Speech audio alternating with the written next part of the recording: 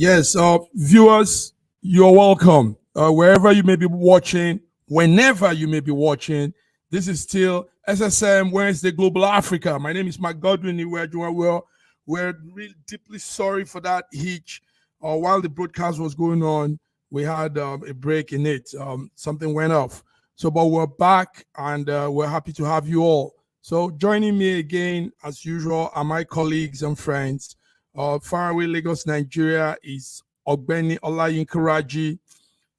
Raji, sorry for that hitch. You're welcome. Part of the technology, yes. Yes, part of the technology.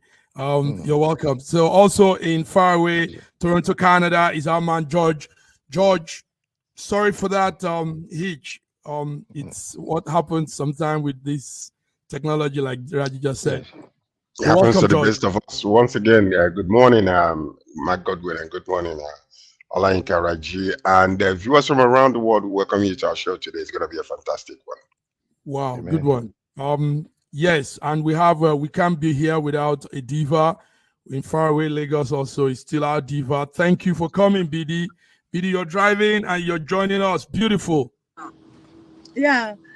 Good morning, everyone. Raji, George, Hey. Mark, and our viewers all around the world. Thanks for joining us, and let's do it like always. Let's do it like Good morning, always. We BD. can't do it like always if we don't have the Sorosoke conveyor. Femi Oke, Sorosoke, Sorosita. Happy to be here. We're happy to have you, Femi. We miss you. Good to have you with us, Femi. Yes, and we know I you've miss you, doing your- Kefemi. Sorosoke. BD, I'm coming for you. I'm coming for you. Please come. I'm waiting for you. Come. All right, guys. We're happy Femi is joining us today because a lot of these things are going to be coming to him. A lot of the topic Yeah. around. We're That's why he's here. That's why he's here. That's why he's here. We're celebrating Tinubu's 1 year in office. Tinubu, Bola Ahmed Tinubu is 1 year. Woo, everybody, let's give a round of applause to that. I mean, it's not easy being one. Yes, congratulations. Bola Ahmed Tinubu, the president of Nigeria, has done 1 year in our office as the president. And it's not easy being a 1 year old baby. I mean, a 1 year old child has started to do some little movements, and that's good. But gentlemen, has the question here now is, has the 1 year been up to your expectations? Has Tinubu's government lived up to some of what you expected, Sir George? Let's start with you, Sir George. Olayinka Raji is in Nigeria. Let him start now. At least Yinka Raji, because Yinka Raji voted for him, and Yinka Raji is the man. So we'll come for him. Don't worry. Let's hear you, George. Well, so far, I would say that the government is coming together. I mean, I can practically say that they're moving in the right direction. But I'm going to give them, out of 10 points, I will still give them 3.5 right now. Because 3.5, the reason being that, number one, when the foundation is messed up, what can you do? Because he came in with a lot of excitement and wanted to do good so badly that he made an announcement that just messed up everything, the economy, the nation's trust on the government and everything, and that is the fuel subsidy. That was the beginning of the havoc that the nation is still suffering right now. And that should not have happened right after the pandemic because of the world economic woes. So that plunged Nigeria into worse than many nations around. So, and then ever since then, there have been a lot of improvements, a lot of decisions that were made without consideration. That is the key word there. He made a lot of decisions, not thinking about the consequences of those actions, how it will affect the nation. And it will look as if that they are fueling the impoverishment of the whole entire nation, encouraging poverty to be the weapon to use. That's what it looks like. That might not be the main purpose, but that's what it looks like. And that is the reason why I'm going to give them 3.5 at this particular moment, because they're moving in the right direction. I believe so. But the problem is making decision. You have to sit back, analyze the decision, the pros and the cons, how it will affect the nation, how it will affect the people, how it will affect a lot of other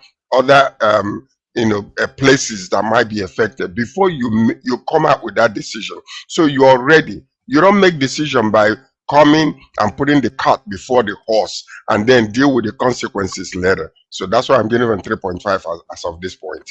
3.5 over 10. Wow, That's right. That's not bad for a mark. Yes, now let's go on. BD, you are there in Nigeria. You're there experiencing all of it. You've been there this past 1 year. What's your take? What's your mark on the government of Bola Tinubu? My take in this 1 year of President Bola Tinubu in office is, first, I want to thank God for his life. Because when he started, people were like, say, oh, he's not feeling fine. My happiness is that he's alive and he's healthy. That's just the only good thing about this 1 year. Every other thing about this 1 year, what Nigerians has experienced is hopelessness, pain, and misery. I'm telling you, this government started by removing the fuel subsidy. And if you look at what has been happening, there has been a lot of hypocrisy, secrecy around this. They will tell us, oh, it has been removed before we came, or we have suspended it, or we didn't actually remove it. But in all, Nigerian economy is a fuel-based economy. That fuel subsidy removal has been hurtful in the lives of an average Nigerian. What is governance? Governance is when the people feel the good of your governance. Now, after that one, they removed the electricity subsidy. They increased the tariff of electricity from 100 to 300%. 300% is what we are talking about.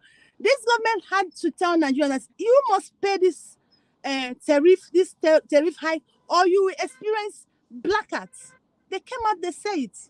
Do you understand? Now they come up with cybercrime tariff. And now they say people should complain. They say it has been suspended. We are looking at a way where Nigerians can pay without feeling the pain. As if that one was not enough, they come up with increased rates. Within this 1 year, they have increased the rates of interest rate 3 times. Now, what we are in now is 26.25%. Do you know what that means? As I speak with you today, 767 companies has closed down in Nigeria. I'm telling you, as of yesterday news, 767 companies, manufacturers has closed down. For the first time, Nigerian government is based on tax. How can you base to run a government on tax when people don't have a good lifestyle? When the business are not working, when people are not doing business are closing down, and you're taxing people, overtaxing people. It's like drinking their blood. A lot of Nigerians within this 1 year more Nigerians have left out of school because they can't afford to pay their tuition fee. A lot of Nigerians have died because they can't afford medical bills. People are hungry. As I speak with you now, I've not eaten breakfast because I'm hungry. That's Nigeria we are in now. Now, you see, like I said earlier, the only good thing about this government is our president is doing well. But in governance, it is zero. Because it has only brought pain, misery, and hopelessness to an average Nigerian. And this is not it. So I pray that this 1 year has been pain and misery and hopelessness. I pray that these 2 years will bring joy and laughter to an average Nigerian. As for this 1 year, it's not it. This 1 year, it is not it. These are strong words. And she's speaking because she's feeling the pain. Even at the moment, BD says, I don't have breakfast. Can you imagine? People wake up and they're not having breakfast. Gentlemen, send some stuff to your girl, man. She's hungry. Yeah. Send me He's your not girl. treating me like I'm his girl. He's not Sterling, Euro. We have to do something. Okay. I mean, our BD can be now, gentlemen. Look at this. What is that? that's a photo of what is trending on in the social space concerning the 1 year Tinubu's administration. It's a picture of a man being held with that infinity sign. Now the infinity sign has become like a handcuff, you know, and the infinity sign also is a sign. That's the sign in his cap. Remember, George, Femi wears that cap too. The cap of Tinubu puts on. There's this symbol he goes on with. This is his brand, and it's a symbol of the letter 8. Now, the letter 8, like we all know, those of us are in the school of thought, it's a letter that never ends. Letter 8 is depicted as an infinity figure, the letter 8. So that's the man, a young man there, putting on, having it as handcuff. Let me come to Raji. Raji, you voted for Tinubu. Are you impressed with what you're seeing so far, or are we really being handcuffed with the infinity sign that takes us nowhere? Raji. So thank you. I'll start from the fact that I voted Tinubu because we're left with 3 choices between, like my Yoruba people will say, between could fail, could pass, could come. He's not failed, he hasn't passed, he's still in the same place. And I had no choice but to choose one of them. In all honesty, I did not even give any much thought to Atiku because Atiku lost his chance in 2007 by being greedy. And I didn't give much chance to Obi because I thought it was a lot of noise. And I was left with Kufel, which is Tinubu. Even his 8 years in Lagos also showed that he just didn't fail. It's not as if he passed. He just didn't fail. So I just chose him as the only alternative. And I was praying that he will not disappoint me. Unfortunately, my prayer has not been answered because the moment the first hour that he was taken in as president, he made a pronouncement that disrupted the economy of the country entirely and completely. Any increase in fuel prices gets a domino effect on everything else, on transportation, of the cost of transporting food from wherever it comes to the cost of people moving around. So when the fuel prices moved from 190 to 550 within an hour, the price of everything went by at least twice. And we have not been out of that situation from now. What is painful to me is that he mentioned that subsidy is gone, but subsidy has been removed. There's so much secrecy about this subsidy thing. We hear now that subsidies, we are even paying more subsidy than we were paying before.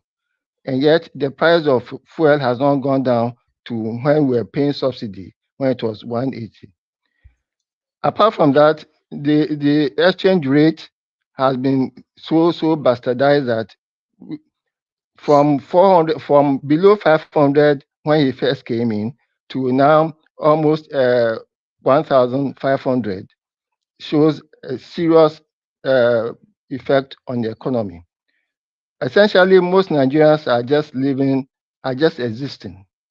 And how most Nigerians are even existing on the paltry monthly allowance that they paid baffles me. I look at my staff, and I have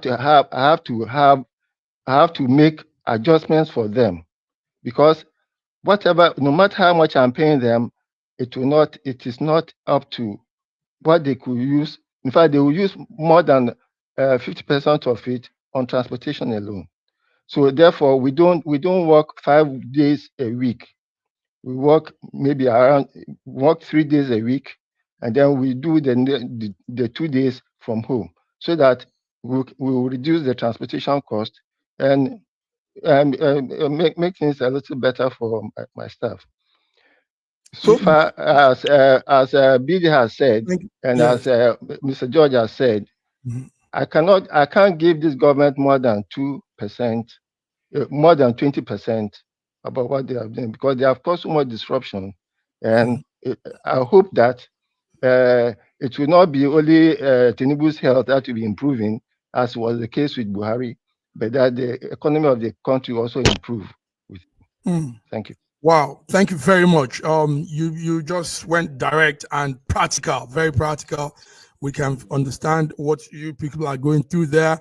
Buhari, our past former president, Buhari conveyed messages last night to Tinubu, and he said he prays for him, wishes him success in his tenure as his administration clocks 1 year. Also, Obasanjo, one-time president, says Tinubu is okay, but his policies are misguided and wrongly implemented. Femi, okay? People are saying mixed reactions, and you are one real strong APC supporter. Is your man living up to expectation as far as you're concerned, Femi? Well, I want to congratulate Nigeria for being 25 years of democracy, continuing from 1999. And of course, this is 1 year's celebration of President Tinubu's office. I commiserate with Nigerians who are suffering right now, including Bidi, who hasn't had breakfast. If there's any consolation, I too have not had breakfast this morning, but I'm sure we can arrange something so we can all eat something nice, some bread and dodo and ewa, who knows. Anyway, looking at the situation, I must be honest that things are dire, things are difficult, and they are likely to unfortunately get worse before they get better. You know, when the elections were on, all the parties, and I say this, I mean, I'm pleasantly surprised to hear that Raji voted for Tinubu, and like he said, you know, is the best of a bad bunch. He didn't have anyone else to choose, and he chose who he thought was the best, the one that didn't fail. So, and I would agree with him. That was definitely the choice before us. And all of the parties said that subsidies was wrong and subsidies had to go. And in fact, the legislation and the allocation for further subsidies had already stopped many months before. So it was inevitable that subsidies was gone. But Nigerians, in their duplicity and their politicking and playing with politics of economy, tried to lie to Nigerians as if to say the subsidy should stay when it was unsustainable. You know, if you're in a family and your father loses his job or they get pay cut or whatever the situation, the whole situation will become drastic for everybody concerned. And that's where we find ourselves right now. And that's just the reality. All those who are saying they should have done something different, I'm even trying to ask them, what is it, because I'm interviewing someone tomorrow, and I want to ask them, what would you have done different that could have extricated ourselves from the situation we're in? There is nothing they could have done different, because you cannot magic money from nowhere. You understand? So there is no money. You cannot tell people, if I was there, we would have given them palliatives. From where? Okay? Or we would have kept the subsidies. With which money? So, you know, these are the things. So it's unfortunate that we're doing the hard stuff now. And what it is now is that the thing that is most painful has to be done at the beginning. You know, when the crescendo is at its loudest, when people are hailing you that you are the president, that's when you do the worst that you can do, which is remove subsidy. In fact, remove all of them. Remove petroleum subsidy, harmonize the naira, remove electricity subsidy, and any other subsidy for that matter. But unfortunately, it's going to have its pains. And I really wish it wasn't the case. And it's just, we look forward to the reviewing the minimum wage. I think the minimum wage should be a minimum between 75,000 and 100,000 naira. But I don't know how someone like Raji, who is employing staff, can he afford that as a minimum wage?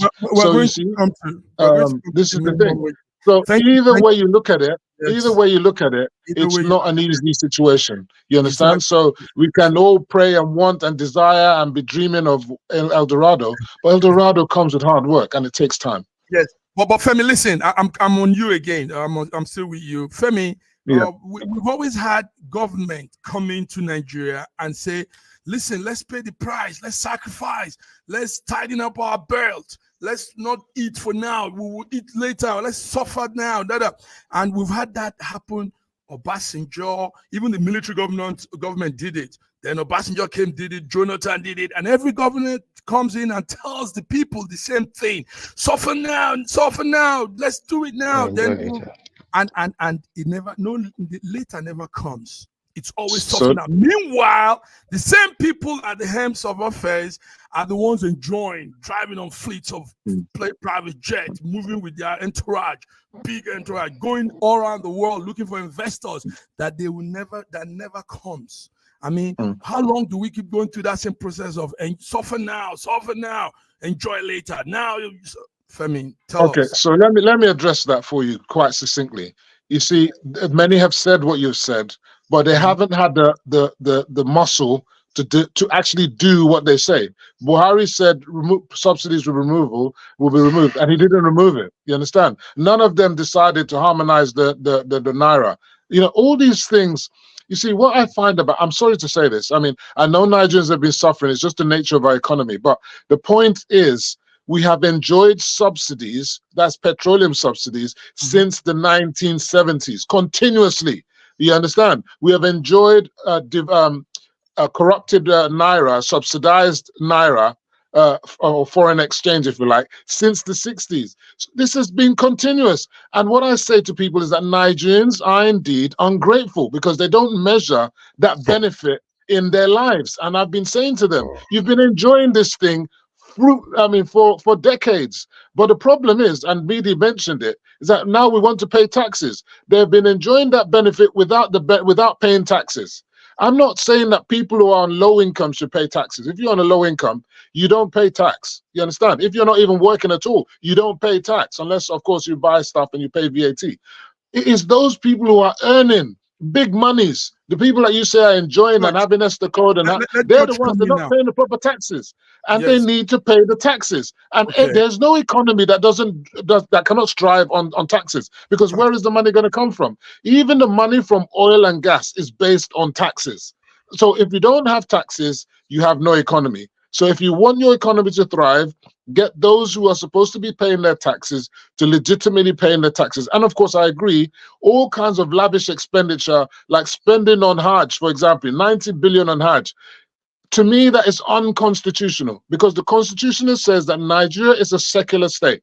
Meaning secular state means that the government shouldn't spend a penny on any religious activity. So that means whether it's for Hajj, whether it's for Christmas holidays, going transport for Christians during Christmas, government shouldn't spend a kobo on any kind of religious activities. And I don't understand what people like Fawemi and others are not taking the government to court to say this is an unconstitutional expenditure and it must desist henceforth. Thank you, George. I want George to come. You know what? One thing I love about this show is people speak their minds, regardless of political affiliation, religious affiliation, or whatever the case might be. I commend Raji and I commend Femi Oke, even on their comments right now. Highly commend both of them. Now, the question Femi was asking was, what is it that you could have done? Nobody is condemning the subsidy removal. But if you listen to former President of Obasanjo, he took an aim at the president in handling the economy. He's calling his policies misguided and poorly implemented. And that is 100%.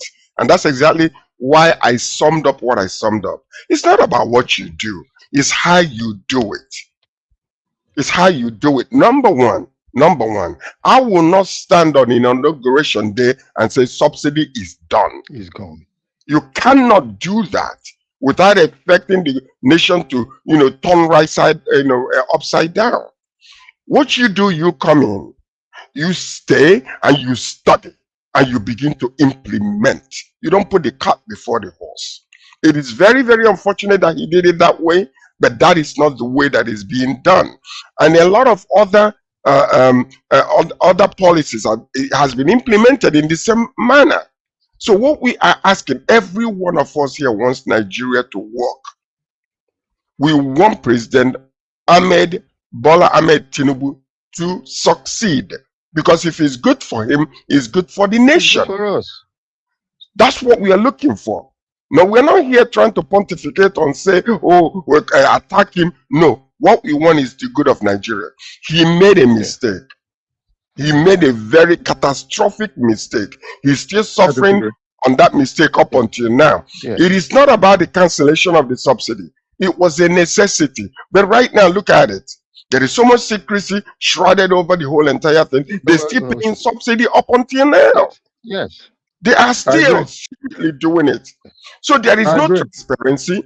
There is no transparency. There is no, upward, like, okay, this is what we are going through, nation. Work with me. I know you guys are suffering. I'm going to start from me. When he said, I don't want to celebrate my birthday, I congratulated him, because it's about leadership as an example. As a servant leader, be the change that you want everybody else to make. So that's what we're talking about. So, but anyway, here we are today. We are still praying. I pray for his success, as a matter of fact. I do. Because otherwise, we are going to go through a literal hell. If anything else happens, like anything happens to Tinubu, and then we bring another person as the vice president. That's what I'm saying right now. Thank you, guys. Mark. Exactly why I said I am happy that he's strong and alive. That was that was why I said I am happy he's looking good and healthy. Yes. So just one more sentence. Okay. Tinubu's success is our success. I have no other country to go to. At this age, I don't want to jump out to anywhere. So I voted for him, and I was praying that he will make a success of his presidency. And I still pray that he will make a success. And therefore, I shall not keep quiet.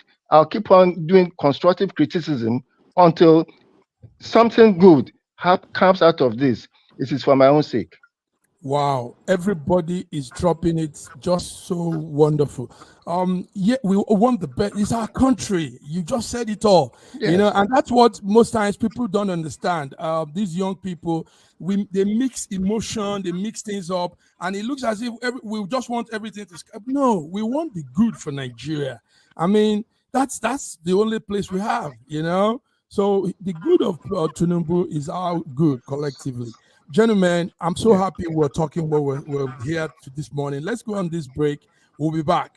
Be ready to join in more discussions. Thank you.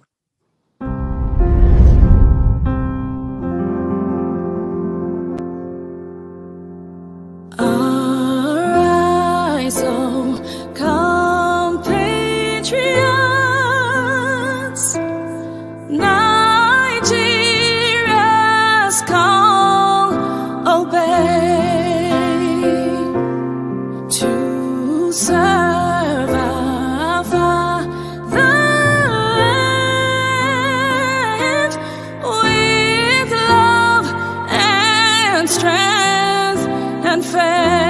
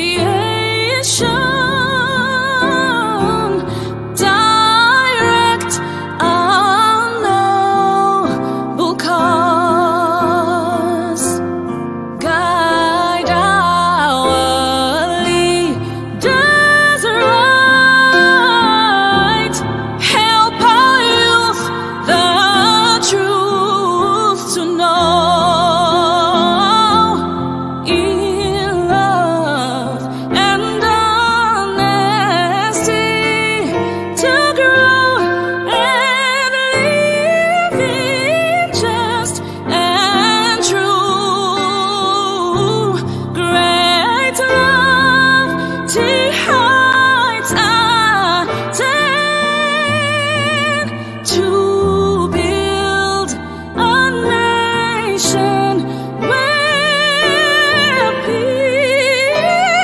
peace and justice shall reign. Now, we played both anthems because this is where we are now. As at this morning, gentlemen, the Senate just passed the bill to revert to the old national anthem, and that bill, it has gone through first, second reading. Now they are waiting for the president to assert it into law. So, gentlemen, let's talk about this. Few minutes, because we still have more things to talk about. But few minutes. Raji, the old anthem, will it solve our hardship? Will it solve these economic problems we are talking here? It's one of the things I really don't understand. In all the suffering that Nigerians are going through, you now bring something distracting, the national anthem. Is anybody complaining about the current national anthem? Even this current national anthem, I actually prefer the second stanza, which is more pushy for me. So we have more important things to do than to be chasing shadows. And I really hope that Tinubu will not even give them any hearing about the national anthem. It is not important. This morning, by tomorrow, he should be responding to the bill. It has passed stages, and that's what they say they want. Our national anthem, this new one they want to replace with, was done in the day of our independence, 1960, and they said they want to replace it. George, you probably have pledged allegiance to Canada's anthem because. But how do you find when you come back home and it's no more "Arise, O compatriots," George? Well, okay, the old national anthem actually was penned by Lillian Jean Williams, a British expatriate residing in Nigeria. So I don't know why we're going back again to those type of things. The question is, what is wrong with the one we have right now? What is wrong with it? Why are we just, majoring in minors?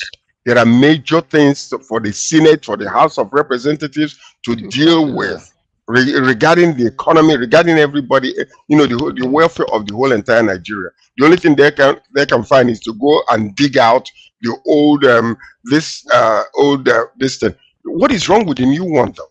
It's the question. Why are we wasting our time measuring in minors? It doesn't make any sense to me. I don't know why the reason why they can even spend a day or an hour or a minute, to do that. It doesn't make any sense to me. So maybe BD can make sense of it. BD, is that saying this whole thing? Let's hear you before we come to me. You see, all those senators, all those NAS members, they are confused set of people. Like I wish, Raji prayed that I wish that president will not add their request. But unfortunately, it has passed first, second, and third reading. And when a bill passed first, second, and third reading, not rejecting it might not be possible. So it shows you that these people are not even representing us. So they can sit there. The only thing they can think that Nigerians need now is national anthem. Nigerians are hungry. Nothing is working in this country. They can't even use their brain. Say, oh, let's develop this factory. Let's develop this industry. Let's, find a way to earn a living. Because one of the problems we're having in Nigeria today is because we are not production country. We are just consumption country. All those people there, they can't even. It's just that their brain are not working. What is national anthem has to do with our present condition? I don't know. I don't know anything to make out of it. We're still praying, but Femi, let's have Femi make a sense out of it. Femi, what's national anthem? We've many people call the legislators. Okay, they received their 90 million SUVs, and you can see what it's gone to their head. I think they're drunk on power. I think these guys are complete lunatics. The point is, in this audience here, we have a range of ages here, and I would think Raji, I'm just assuming, is the oldest here, and me and the other Jeffrey, we would have I mean, at earlier stages may have sung that old national anthem. I'm not sure BD ever sung that old national anthem. To think a nation, an independent nation, will want to go and bring a rehash Oyibo anthem and bring it to us in 2024, this is ridiculous. It's completely ridiculous. You understand? And I think it's scandalous. President Tinubu should not accent that bill, and he should just throw it in the bin. I want to know, where was the public hearing? Because I don't, they make these bills in the National Assembly, and there's no public hearing. Because if there was a public hearing, the people would be insulting them in that chamber there, and they would stop this rubbish. It would have been stopped from there. I don't know how they have the goal to even come on stage and be debating this. Like you said, people are suffering. And you think that the national anthem is going to solve our problems. It has nothing to do with it. And I think, actually, the national anthem we have now, and I think Raji said it, in terms of the first and the second stanza, is more complete to Nigerians than anything that we've had before. If we imbibe what the national anthem says, there is no reason why Nigeria should be disunited. I mean, that old national anthem is a disgrace. I don't even think there should be any more time spent on that discussion. More time spent on that discussion, gentlemen. I don't know, but that we gave our 10 minutes on this even is something huge because we have a lot to talk about.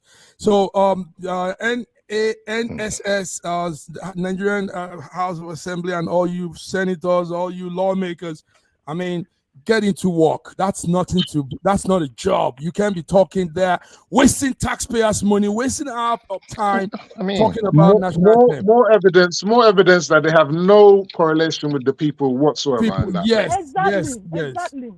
All right, so we're all unified in this one, guys. And now let's move on to other issues. There are still other burning issues going on. Edo State has taken a bold step, gentlemen. Edo State is that south state in Nigeria, the heartbeat of Nigeria, they call it.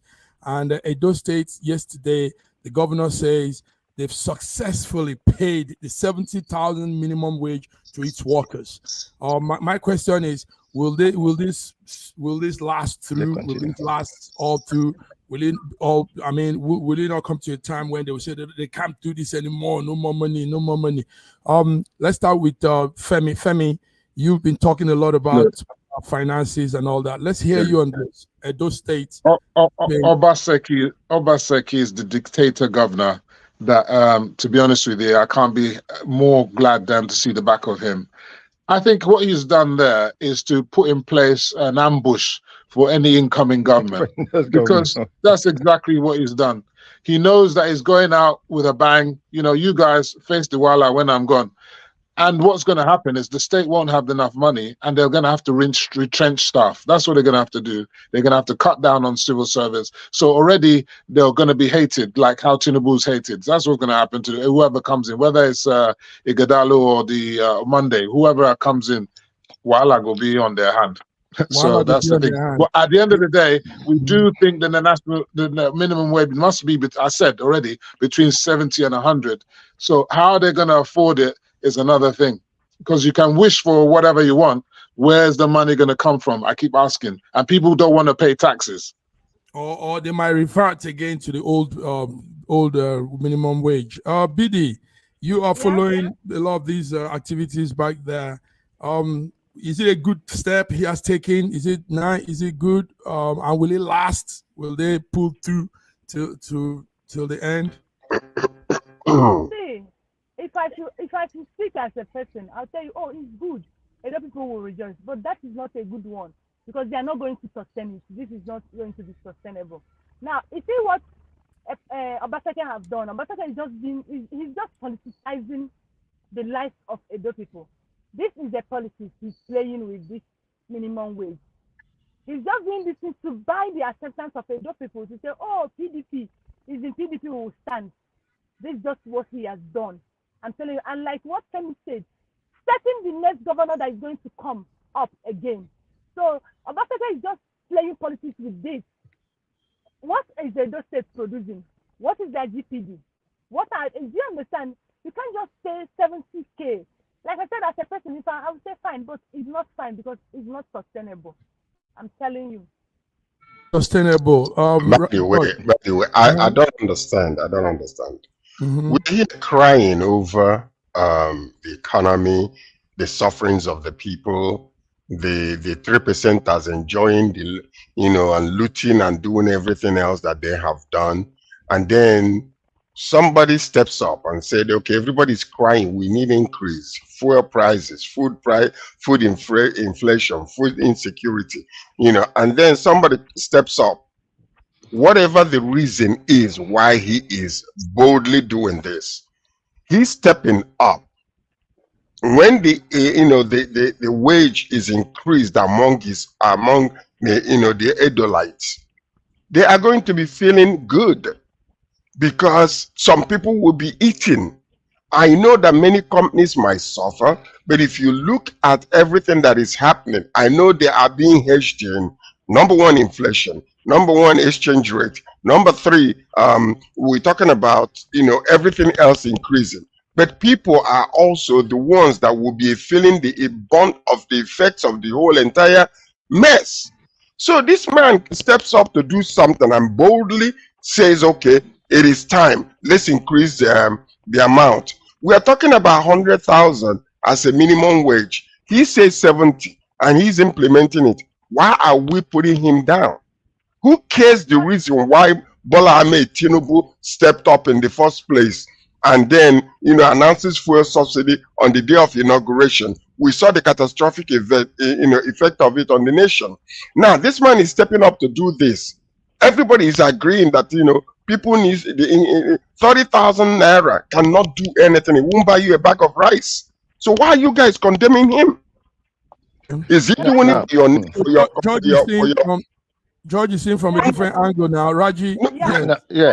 Why? Look, I mean, he's not asking any of you any dime from the federal government to implement this. I know that, and I know quite sure there'll be a shock upon private businesses and stuff like that. But I believe that he made a bold move. And it's the move that every single state needs to make. There is so much, let me tell you what you don't understand. So much money is available for this type of thing. The only people that will suffer, personally, I believe so, is simply because of the private small businesses that are suffering. They might be the ones to suffer, like the likes of Raji and his company. It might be a pain for them. But the people, what is the middle point where we're going to say, okay, let's have, are you going to, do welfare for the people? People are working, all their money is going to transportation. So what do you want them to do? Even that 70,000, how much is a bag of rice in Nigeria? For goodness sake. That's the point I want to make. That's exactly the point I want to make. See, I've not been among those people who are saying for increments. Our society, our money should have value. Because even if this 70,000 naira are paying for these people, they will not do anything with it. Do you understand? I've not been advocating for increments on this thing. I'm saying that our economy should get stronger. If our money should have value. Do you understand? Absolutely. Now, why I say this now? Obasanjo has been paying his state on percentage, and all of a sudden he wants to pay 70%. That's my own point. I'm not saying that what he did is not good, but that 70,000 naira will not still stop the problem of Edo people. They should do the right thing. That's my point. What is the right thing? Excuse me, I want to ask a question. No, hold tight.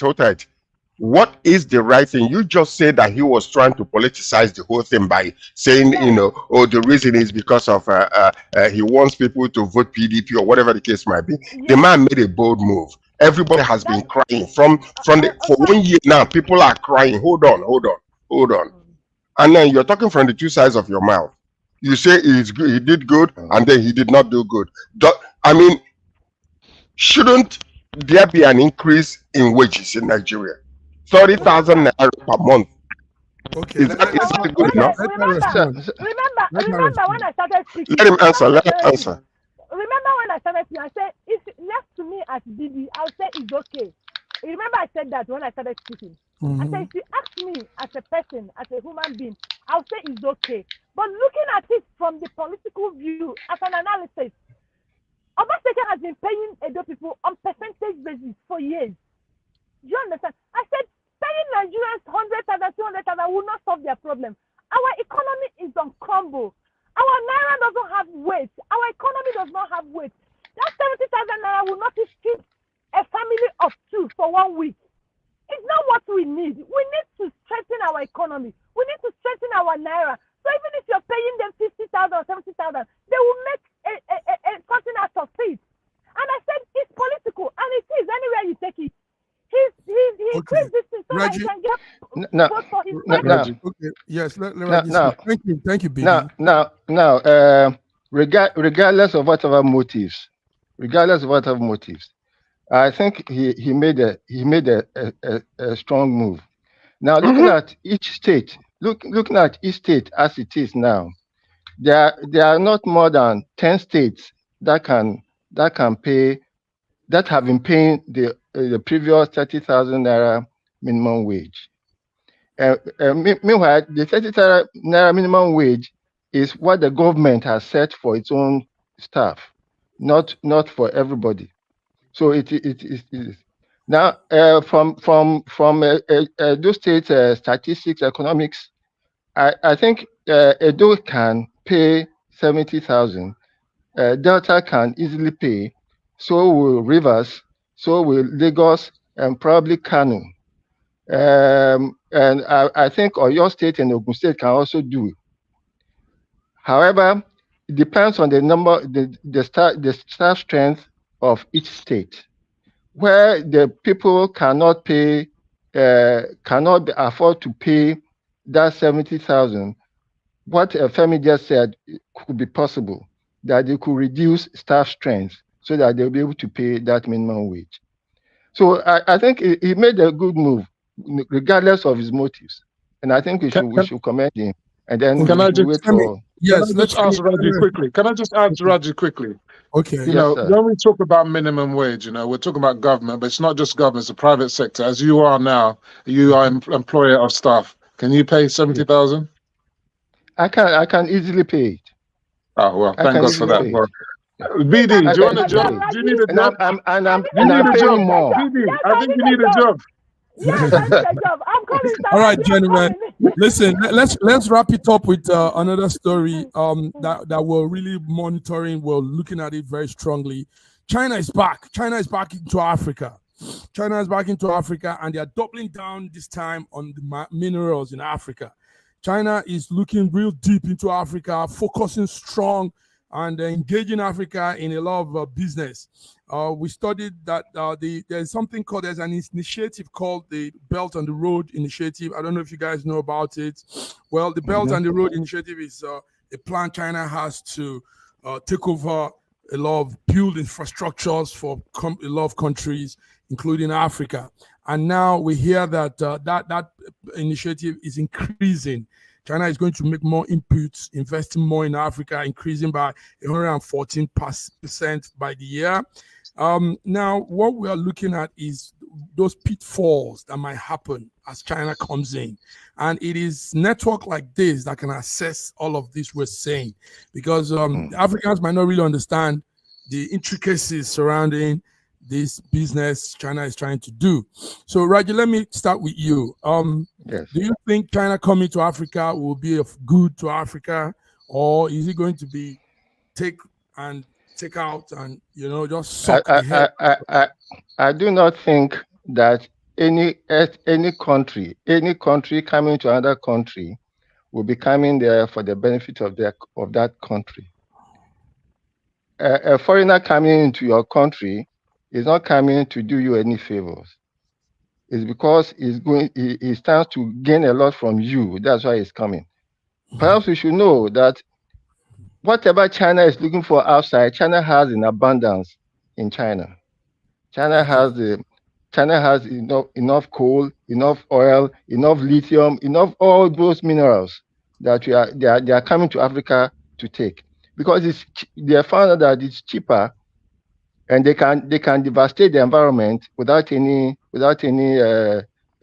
done to them. So they can come to Africa and they can get our minerals very, very cheaply, much more cheaper than they will get from extracting their own thing. So Yeah. they are not doing us a favor. They are coming here to steal as much as possible as we can allow them to steal. It is up to us, up to our leaders, to negotiate better Okay. conditions. Thank you, I Femi. remember.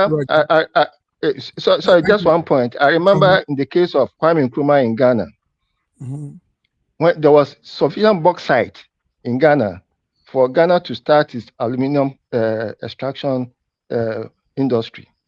But then the British government was more interested in bauxite from Jamaica, and therefore they were willing to extract bauxite from Ghana and refine it in Jamaica. Okay. Instead of building the infrastructure for the That's it. refinement in Ghana. That's it. Until Ghana now had an agreement with China to build the Akosombo Dam, from where they could get as much electricity as they are getting today. Okay. If Ghana had not agreed to build that Akosombo Dam with China, Ghana would be in darkness today because they wouldn't have had the power to build. Thank you very much. So let us. Yes, I came to because I know you're into that. Femi, the Belt and the Road Initiative has been working for some countries in Africa. It's an initiative by China. But like you, Raji is saying, why can't Africa just mine its own minerals, do its own thing, and use locally, use within us, and not looking out for people to come and take it? Let's use this, utilize all these things for our own good. Femo, what do you say? When we start telling the truth to ourselves, that's when we'll start to develop. I've been saying to you all, I don't believe in this kind of way that we must hate any foreigner that comes. Nigerians themselves are not investing. Okay, so if we're not investing, we have minerals. We say we're a rich country, we have all these minerals, but no one is exploiting them. Nigerians are not exploiting them. The government can't, because anything government does is a failure. Private sector is not doing it. The state governments are making private, investment easy to invest. If you want to invest in Nigeria, it's very difficult. So foreigners are the only ones who've got the capital and the resource, not just the capital, but the assets, the experience to exploit these minerals. And they're not stealing it like what Raji said. They come in and you negotiate a price. You understand? So if your governments negotiate bad deals, then that's down to the government. But invariably, they it's based on the spot market price and whatever. Now, at the end of the day, it's up to governments to say, okay, once they've exploited to a point, we too should start developing our own local miners. Like, before, cement was controlled completely by the foreigners, Lafarge and all those people. And what did they do? They kept us importing cement for decades when we had enough limestone in Nigeria to be able to export. It was until Dangote and others came in that now we're a net exporter of cement. So we have to have these foreigners come in. It's from their exploitations that we get tax revenues. You understand? We must make sure it's transparent. We must make sure that they look after the economy and that they pay a fair amount for what they're taking. You understand? And we should also look to enhance that. Once they've started extracting, start building local processing plants so that we can utilize those things here in Nigeria. So someone can be doing the mining. It is a whole chain of other industries that come along with that mining. You've got the repairs, the ancillary services, so much things come along with it, and it boosts the economy. It's like what Bidi was saying, that we need to boost the economy. And through mining sector, Nigeria has an opportunity to really transform Nigeria. And the Minister of Mines is also talking about that there's a lot going on in Nigeria. But what Nigerians fail to understand is that mining is so capital intensive and it takes time. You can't expect the results in 1 year. But if you look at what's happening in Nasarawa state now, we've had the lithium factory that's been inaugurated and is producing. So these things will come. Nigeria is going to become the giant of not only Africa, but the world. It's coming, but it's going to take time. And if we close ourselves to foreigners, we're only shooting ourselves in the foot. I like your optimism, very patriotic talk. Thank you, Femi. We have viewers putting out statements here. Starlight Entertainment, he's a regular on this program. Starlight, thank you for coming by. He says, China is there for mutual benefit. We have China to thank for technology and everything that the West have done for us. That's true to an That's the truth. extent. The West That's will the rather truth. support coups and poor leadership, which favors them only. And Uma Okwara Okeke says, China is taking over Africa. A professional colleague from Zambia introduced herself as the head of audit of Bank of China in Zambia. Bank of China is the central bank, and I'm wondering if China has taken over Zambia to the extent of bringing the Central Bank of China into the country. So these are guys, viewers that have knowledge of what's going on. Thank you, Yeah. Scarlett. Thank you, okay. Listen to this. Listen to this. Listen to Okay, this. George. You gotta Go ahead. understand. You know, sometimes we see only the outside faces of what the intentions of a nation is when they're coming to other nations. Yes, indeed, they have the resources, they have the technology, but if you look at the number of nations that they have impoverished up until today, like for instance, if you go to Pakistan, okay, they owe in China more than 26 billion. Okay, and go on and on and on and on and on. The point about it, there are so many countries that China have actually hijacked without anybody knowing about it. They're controlling their airports, they're controlling their railways, they're controlling a lot of infrastructure, because when these companies, they will come and do it for you. And then they will sign you on a contract 26 years. They will be getting the money out of that. After that, they turn it over to you. By the time they turn it over to you, it's all depleted. You need them again to bring it back on. So this is something that we need to wisen up. Now, Africa needs to wake up. Now, Africa, we need to wake up, come together as one unit of a continent to deal with other nations. We are in trouble, whether we like it or not. Do you know how many African countries today? Do you know how many African countries that are actually China is controlling their government? Zambia and all the rest of them? Yes, That's it.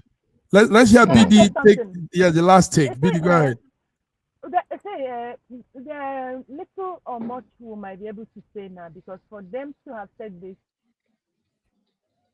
the government are already ready to bring them in. But what we want them to know is that what the mistakes we have made, our forefathers have made in the past, is that they bring in these foreign investors and they just show them place and they turn back on them, and all what they're interested in is to get the wages and the profits. Can we look at discourse, negotiation? Can we have the power of negotiation in bringing these people in? Now, if these people say they are going to give us 40%, can we say, oh, we are taking 20%. The next 20%, give it to us in manpower. Let our people be involved in the management, in the technical, in everything. Can we negotiate like that? Can we have the power of negotiation? Because if we don't have the power of negotiation like we have not been doing over the years, that is when what George said will come in. They will run it for you for 30 or 50 years, you have agreed, and they will leave and left every place depleted, and you still need them again. Because we don't negotiate very well. Now they are bringing them, we don't have a problem. Can we have a negotiating power? Negotiate in a way that is beneficial, because these people are not coming for what BD is saying. These people are not this coming is for 100%. our own interest. They are not coming for our own interest. They are coming for business. Entirely for their own selfish interest. I don't. It's not just selfish interest. It's business. They're coming for business. And at the end of the day, we strike a deal. We strike a deal. And what BD is saying, what BD is saying is correct. It's down to those in government to make sure you strike the best deal for your country. And it's wrong to say that Pakistan are beholden to China or whatever. How long has the French monetary zone have been controlling African debt? Nigeria is beholden to the Paris Club and so on and so forth for decades. You understand? Paying the interest upon the interest. We're trying to make it like. Hold on. Let me just finish. We mustn't talk the West talking points, because the West don't want Africa to develop. Let's just put it true. They're not doing anything for us, and they're not doing anything for free. Now, if we don't go to China, we're going to go to America, or we're going to go to Japan or wherever. They're not going to give us any better deals. So whoever it is, we have to find the best deal and who's going to invest. I don't remember the last time England or America has built a railway line in any African country. You start telling me when that was. Now, Okay. let's be very, very, very aware. One Sorry. comment. Bidi, the reason Okay, go why on. it's not that we don't have the power of negotiation. We do. The problem we have is the power of our own personal pockets. When they sit down to negotiate, these people They're all understand patriotic. us. They understand us. You know what they would do? Rather than agreeing with us, they would stuff the individuals' pockets who are doing these deals so that they will sign up with them. That's what they do. That's what they do. And We they need to stop that. We need to stop that. Thank you. We need Thank to you, stop George. we that. need to stop it. We need to stop it. Now, I agree with you on Starlet, the viewer is also commenting. He says he disagrees with George in that earlier take George gave.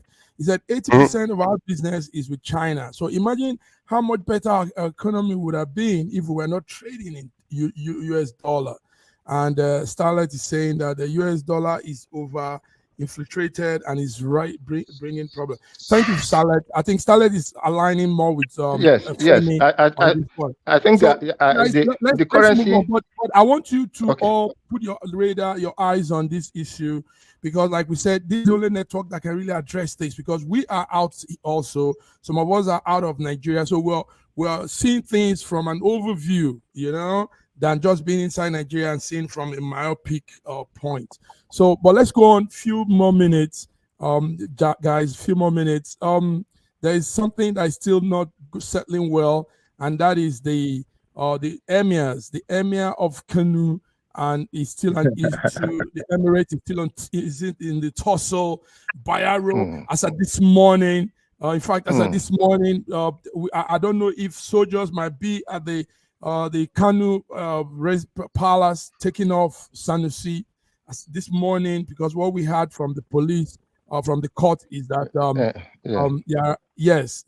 the court has stopped the emir of Kanu, that's Sanusi, from parading himself as emir. Who has an update on that? Go ahead, Raji. First and foremost, I hope that, one, the military will not be involved. Two, the federal government will not intervene. The federal high court does not have any power over traditional matters. This matter is entirely a Kano state matter and should be dealt with the Kano state judiciary, not the federal high court. In fact, the federal high court does not have jurisdiction over such matters. So why the federal high court is intervening is beyond me. However, that's not saying that I support any of the contestants. They are cousins. What is happening is entirely messy politics, and it is messy politics. Okay, I won't want us to dive much in that, but BD and Raji, put your eyes on the news. Before tonight, we'll know what's happening. The soldiers have been sent to the palace yes. Look, I agree with Raj. Go on, George. Go on, George. The funniest part of this is so sad. We are allowing this thing to fester. These are okay. As a matter of fact, Sanusi's wife is what's his name's younger sister. Yes. So I mean, this is a family issue, and we should just allow them to just quietly bring the elders. Are there no elders in this state that can sit down and talk sense to these people? Come on. Now, what we messy politics. These are the two governors that are also igniting more of this. This is the past governor, present governor, and governor there's three governors. With Kwankwaso. Kwankwaso too has effect. Again, exactly. See, this is a power tussle that is going on in Kanu. Like Raji said, federal high court does not have rights over state courts. State has said, have restated Sanusi, and this is a state thing. The state high court have rights over it. I think maybe Nigerians should talk to Ganduje, because I think from all I'm seeing, Ganduje is the one who is doing everything underground. I'm telling you, Thank you. it's just power Yeah, struggle. can I have my 2 pence worth, my 2 Yes. kobbos worth? Look, Yes. the thing is, this is comes out of a constitution that gives power over traditional leaders to the governor to hire and fire. This is not the first time things like this happen. It happened in the Western region in the 1960s. It's happened in Kano before with Governor Rimi and Bakinzul. This back and forth, you understand? It's just make a mockery of our tradition and culture. And this is the problem that we have. And again, I call the legislators. We also know that the judiciary is the judicature open to the highest bidder, like Judas. And so, they go overnight to whoever, foreign shopping, and buy their judgment. You understand? People seem to be trying to make out like the federal government is meddling in it. I don't believe the federal government is meddling in it at all. This is a matter for the people of Kano and the politicians of Kano. So it's their own wahala that they're creating. And the sooner that they get this matter out of the way, the better. I think we need to tighten up our laws so that once certain things are happening, certain things shouldn't have redress in the court. So if a judge, if a governor said this is the new traditional ruler, it should be like that, and the law should say that there's no recourse to court to any court for redress. Once you've been dethroned, you've been dethroned. End of story. And then we move on. Yes, thank you, Femi. Guys, we're going more than necessary because we had that hitch in our earlier broadcast profile. So, but let's crop it up with this one. It's a news that came in last night. Do you guys know, those of you that are outside, George and Femi, do you guys know that ambassadors are yet not been called to various parts of Nigeria, countries where we have diplomatic ties? Now, our Minister of Foreign Affairs says the ambassadors have not been sent because there are no funds to support them. So presently, what you guys have in your various countries, Nigeria diplomatic missions, embassies, and consulate, what you have there are just head of departments, chancery, what you call HOCs and all that, manning, controlling these affairs. No ambassadors have been sent because Nigeria says no money for them to take care of them and go do their mission. So, Femi, you might know a little about that, but let's not talk about it. Do you want us to talk about it? I'm only we can quickly. No, it goes back to what I've said before.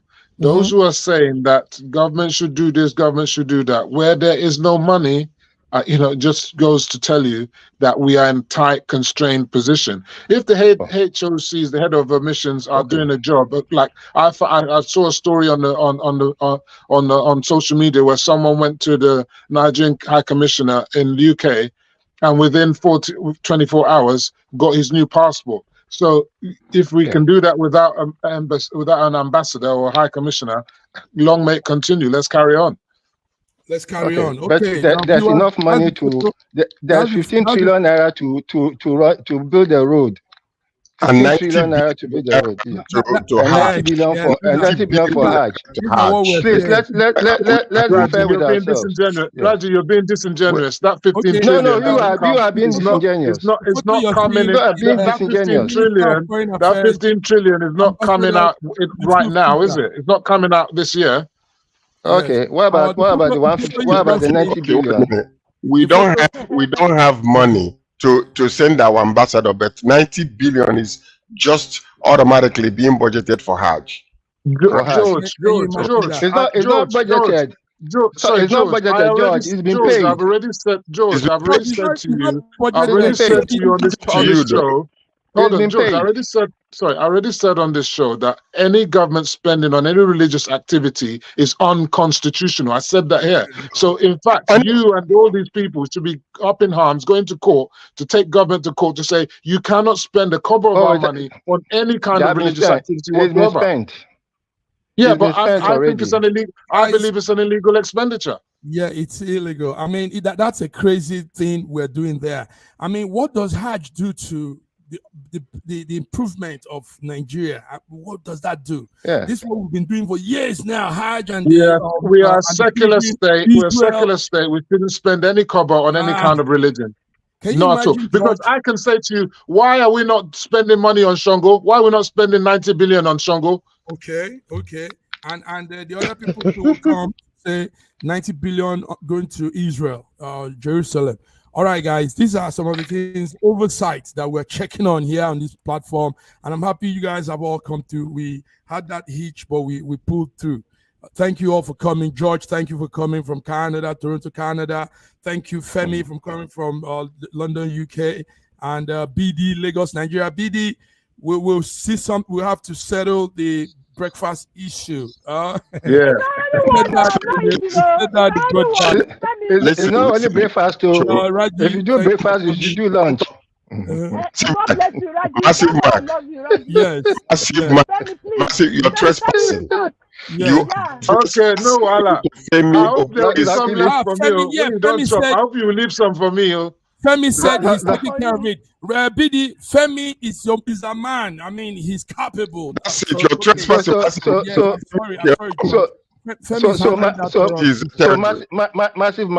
Massive Mark. I am on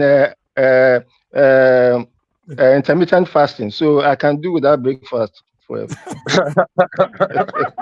All right, guys. Thank you all for coming. See you on Friday. You're fasting for a better Niger. You're fasting for a better Niger, for my better self. Let me represent us well with BD, please. We need that representation well. Guys, Okay. thank you. We'll see you all next Friday. We'll see you next Friday. Have a nice day, guys. Have a beautiful week. God bless you all. All right, bye. God bless you. Bye. Bye-bye. Beautiful. Bye-bye. SSM Wednesday Global Africa gives out our stories, exclusive reporting, and SSM perspectives on the day's top news, plus the inside scoop on important social issues. Join us every Wednesday, 11 a.m. West African.